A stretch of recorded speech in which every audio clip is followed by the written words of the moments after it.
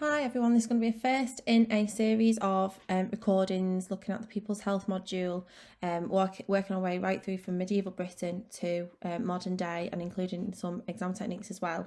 So we're starting off with medieval Britain, also known as the Middle Ages, from 1250 to 1500. So just a quick overview of what life was like in medieval Britain.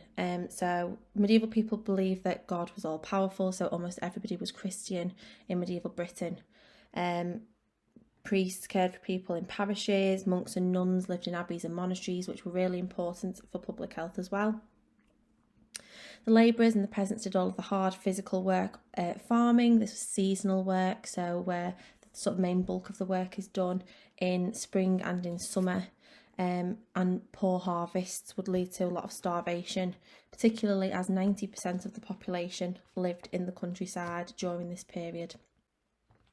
Technology was extremely limited, so there were no printing presses until the 1470s, and there were no microscopes. So the problem with no printing presses is that all ideas are spread by word of mouth or handwritten until they appear, and obviously no microscopes, germs are completely unknown. Because of this, a lot of ancient ideas, such as the four humours. So the ancient Greeks believed that the body was made up of four liquids or humours, so blood, phlegm, yellow bile and black bile. And the body only worked when this was in balance. So if it was out of balance, then you were unwell. So for example, if you had a fever, a doctor might cut a vein and let your blood to try and rebalance the humours. England was famous for wool, so the woolen trade adding to the nation's wealth. So because of this, some people were able to live more comfortably, and the growth of towns, which we will look at in living conditions on market days especially, full of activity, lots of noise, however, lots of mess and uncleanliness as well. So when we look at each of these time periods, medieval, early modern, industrial and modern, there's sort of three elements to them. So you've got living conditions, the responses to the different diseases in these periods, and also the government responses to public health. So first off, we're starting with living conditions in medieval Britain. Living conditions is made up of food, housing, water and waste. So for example, if you had a question that asks you to write a clear and organised summary that analyses living conditions in medieval Britain, then you're able to choose 3 points, and 3 of those points could be food, housing, water, for example. So food to start off with then, peasants work extremely hard on the land. They are farming and working in fields though. Lives depend on it, but a positive is that they are able to get good exercise and lots of fresh air and work with their friends and family. This started at a very, very young age as well. Nothing mattered more than a harvest. They were vital, and unfortunately a poor harvest did result in starvation. So for example, the Great Famine of 1315 to 1316, where 10% of the population died. Damp weather, so even if the harvest is good, damp weather can cause problems, such as a certain fungus that grew on the rye. So the rye is the grain used to make bread. We know now that fungus causes a disease called ergotism. So victims are getting a dreadful burning sensation, these pustules on the skin, and frequently had hallucinations. No one connected the fungus with the disease until a lot later, but at the time it was named St. Anthony's fire. So St. Anthony was the Christian saint who they thought might heal the victims of this disease. People would eat vegetables and fruit that they'd grown by their houses. They would have cheese, milk, eggs, honey to sweeten food rather than sugar because it was extremely expensive. Very important part of their diet was pottage. So this is the thick soup made with vegetables. That was a staple part of their diet, as well as being able to have fish and eels for protein. So especially important because the church insisted that no one ate any meat on Fridays, so fish was eaten on Fridays as well. In terms of housing, so villagers grazed their cattle, their sheep, so all of their livestock by their houses. The houses were quite simple, sort of made from sticks and mud, but some of them were quite large. with strong frames. They would have an open fire inside because there was no chimney. So there would be lots of smoke inside, causing lots of respiratory problems. They'd have no glass windows. I mean, it was very cold in the winter, so they might have wooden shutters on the windows. What they would do with the livestock is bring them inside at night. So not only were they able to provide food for them, they would be able to provide warmth in winter. There are signs that archaeologists have found that floors have been sort of hollowed by regular sweeping with brooms. So there are signs that people were sort of trying to keep things quite tidy. So in terms of water, a really vital source of water was like the natural water sources, so streams and springs where the villages were situated near. Springs often fed the wells in the villages, which was a lot cleaner. So the wells were a lot cleaner than the water from the streams because the animals would go there to drink and often leave waste there as well. So from the records from the accidental drownings, there is evidence that peasants actually sometimes bathed in the streams, usually in the summer months when it was very warm as well. So they are sort of trying to, clean themselves and have some level of hygiene. Some water wheels would power these fulling mills where they would clean and soften newly made cloth. It was soaked in a mixture that was made up of human urine, and this would often pollute the streams. So unfortunately, some of these natural water sources weren't particularly clean. As an alternative to water, cider, mead, this small beer, which was the most common ale, would be drunk by a lot of people. It wasn't as strong as what you would have today, but brewing it and boiling it actually was really valuable and nutritious and killed lots of germs, despite them not actually understanding this at the time. So in terms of waste, this is in the countryside. The middens and the rubbish tips would be in each garden. Some houses did have cesspits, so effectively toilets, but many people did just have holes in the ground, and they would often sort of put the ash from the fire over the mess outside.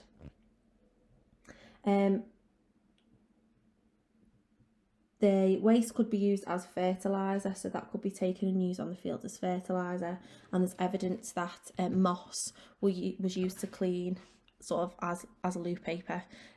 So again, sort of some level of trying to be clean. So that was the living conditions in the countryside, and it is slightly different. There's some continuity from the countryside to the towns.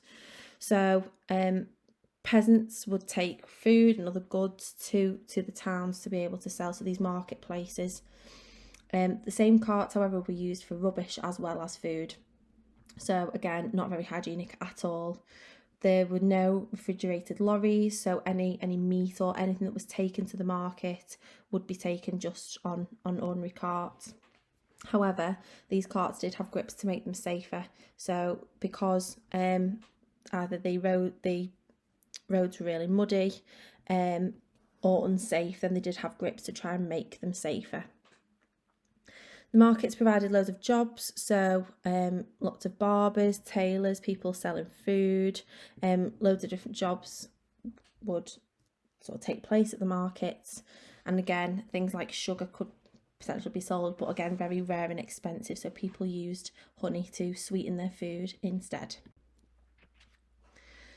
So water and waste in the towns, so whereas you've got your natural water sources and your wells in the countryside and the villages, you've now got these conduits, these sort of public fountains in the towns. This would be brought from the countryside using lead pipes from the springs. The very first conduits were built by cathedrals, so when we come to look at monasteries, when we look at sort of responses to public health, the monasteries and churches and cathedrals are extremely wealthy and use the clean water for baptisms and other acts of worship, so they could afford to lay the pipes. Water carriers, they filled leather sacks at the conduit, so at these fountains, and they sold water from door to door, so people could access the water through the water cellars. Hot food was sold at the markets, but sort of meat pies could often be made from rancid meat, so off meat. And the ale that they could also drink was extremely strong, that would cause lots of drunkenness as well, which we will continue to see throughout the different periods. So at the end of the market day, the streets were extremely filthy because of all of the people and all the activity that's going on in that area. So in 1293, London actually paid rakers to clean the streets and dispose of the rubbish outside of the town walls. Key thing to note there, despite the monasteries and the cathedrals having the money to pay for the piped water, nobody had piped water to bring to the houses. So that was only the monasteries and cathedrals that could really afford to do that. Whilst we have got sort of the rakers who are cleaning up, you've also got the gong firmers. So these were the people who cleaned the latrines. So they would potentially have to climb into the pits and scoop out the mess and take the mess to the outside of the towns and potentially sell this to farmers just outside the walls, or sometimes they just tipped it into nearby streams. So again, whilst you've got people who are trying to clean out the waste, it's also potentially polluting the water as well. So the trades, these could cause, so different sort of jobs could cause all sorts of pollution and make a lot of mess. So for example, butchering, so there was different rules for butchers and fishmongers, and they had to do all their cutting on the outskirts of the towns to prevent too much rubbish and mess in the towns.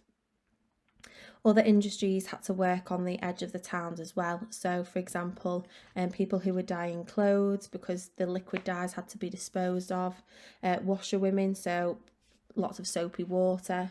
The masons are the builders, so they're making and mending houses, but they're creating lots of rubble and dust. You've got lime burners, so they made this lime wash paint. It stopped rainwater from destroying the walls of buildings, but it filled the air with a lot of horrible smoke as well. So you've got people who are trying to push them to the edge of the towns to try and make the towns slightly cleaner. So houses in towns were not all the same. So these richer merchants would have houses. The upper floors would jut out to provide more space inside. But they'd often have thatched roofs, which would be full of insects, mice, rats, tightly packed together, especially in the centre of the town. So we're starting to see sort of the beginning of some overcrowding and some, limited space in these towns now.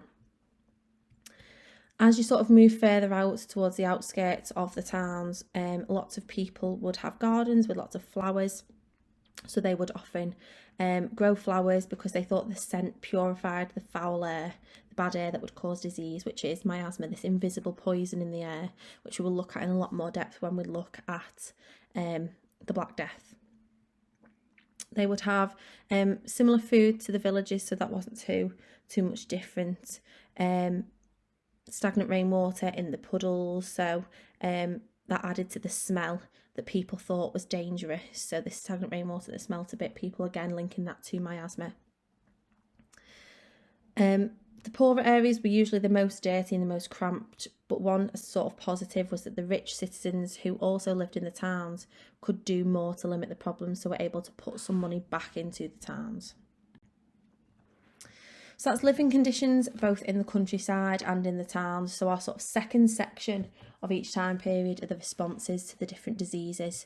And the disease for the medieval period or the Middle Ages is the Black Death. So the Black Death began in Asia. So it began in Asia and spread along the trade routes to Europe. And in 1347, it struck southern Europe.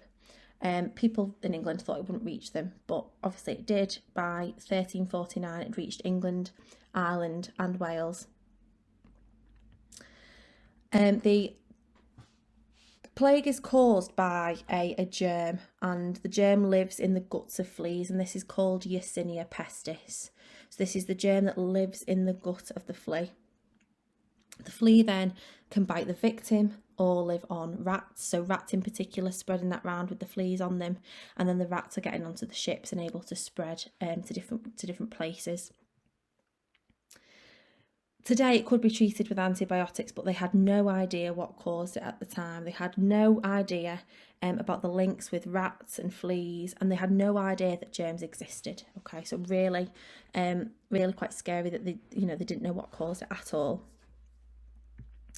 So the plague took 3 different forms. So bubonic plague from a flea bite causes these painful swellings, the buboes in the armpits, and this would cause horrible fever and blisters, and death would come days later, and this was the most common.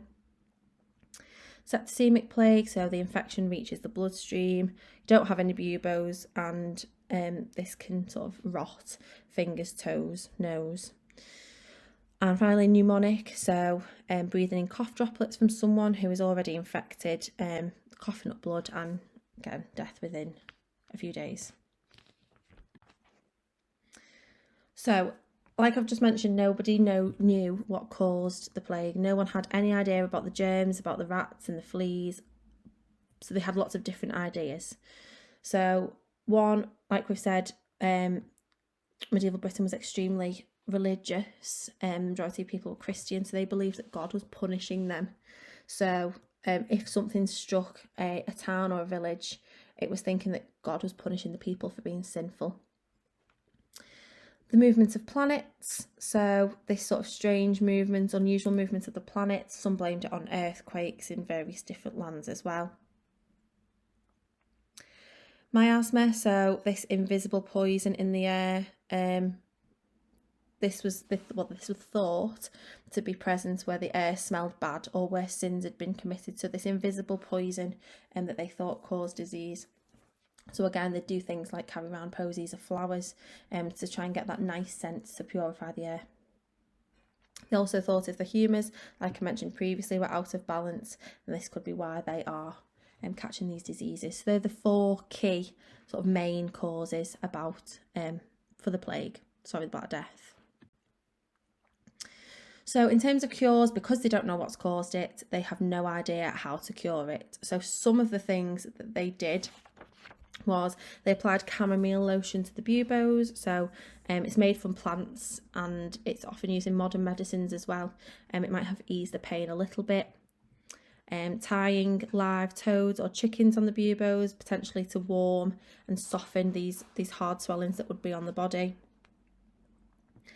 Bloodletting was common as well to try and restore the balance of the 4 humours, but just cutting someone's veins open would just make them even weaker, so would not help at all. People tried to persuade God to protect them from catching the plague, and so these flagellants came to England from Northern Europe, and they would lash themselves with whips and cut the flesh, hoping that God would sort of see it as a bit of a sacrifice, that he would see that they're ready to suffer in this way by being whipped rather than by sort of him giving them the plague. People would go to church and confess their sins in the hope that they would show God that they're ready to mend their ways and change their ways. People thought that it could infect people through sort of sweaty skin, so avoided hot baths, avoided any sort of sweating, any vigorous exercise. They thought that you could catch it by looking a plague victim in the eyes. They avoided looking at people. And the rich had the possibility of moving to the countryside, so they would do that as well to try and avoid lots of the things that they thought caused it. Just a point to make there as well, it just shows how much it's affecting Britain when the amount of wills in London in 1348 written was 15 times higher than in 1347. So that's a huge jump because of the fear that this is bringing onto everybody in Britain.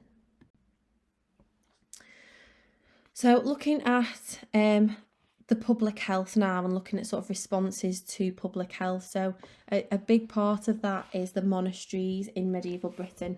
Like we mentioned with the water, the monasteries, the cathedrals are wealthy enough to be able to pipe water from the countryside, from the streams and springs to the monasteries, to the abbeys, because they were very, very rich and powerful and had very high standards of hygiene. Individuals couldn't afford to do this, but the monasteries could. So you can see on the image there's various different parts of the monasteries. So there would be an infirmary where monks would need for look after the sick people, so they need clean water to do that. They would have latrines that were built over the river to carry the waste away. They needed water for baptisms and services.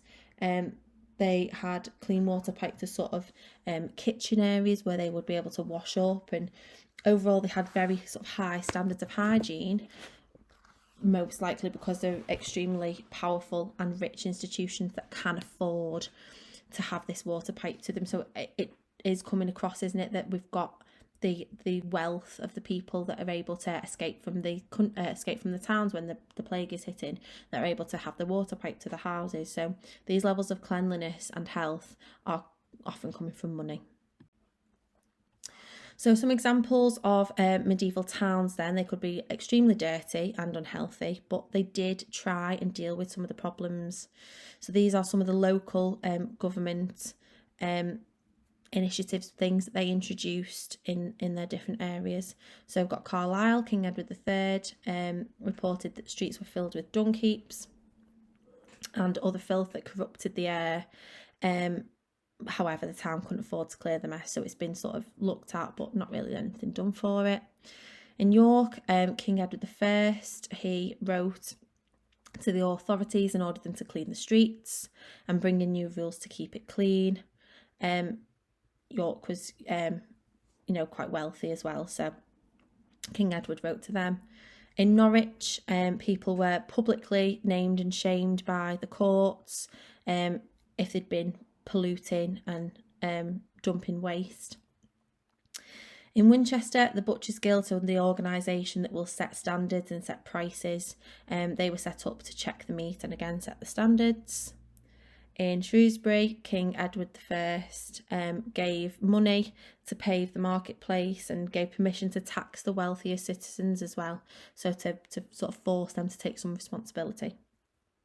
And in Bristol, laws were passed to move dung heaps, lepers and prostitutes to the outskirts. They thought that dung heaps caused miasma, lepers, that even the breath was meant to cause miasma, and that prostitutes were sinful and sin caused miasma as well. So London in particular, having looked at some of those local government responses, what different areas across England were doing, just want to focus in on London. It provided piped spring water to citizens for a long time, since sort of the 1230s, and was probably one of the first towns in Europe to actually be able to do this. So they essentially led the way in public health care. So the Lord Mayor and the aldermen, the people who also run the town with the mayor, ran it. And here's a couple of things that they did on the screen. So 1348, a warden's appointed to check that the streets and the banks of the Thames are clear of filth. In 1415, the mayor ordered a rebuilding of a latrine at Moorgate, so it had been flooding lots of properties nearby and causing sickness. So some of these rules were quite hard to enforce, but they ordered this rebuilding. 1417, London closed the public baths. They thought, again, they're thinking that the miasma is caused by, as less into the body, by this hot bath when you're sort of sweating as well. 1430s, the Mayor of London and other rich citizens gave money to the city in the wills to try and improve water supplies and build public latrines as well, to try and impress the people in society and also impress God as well. So that is the end of medieval Britain. So the living conditions, the responses to disease and the responses to public health. So hopefully this has been quite useful for you, and you can use this to maybe try a few practice questions, and the next one will be on early modern Britain.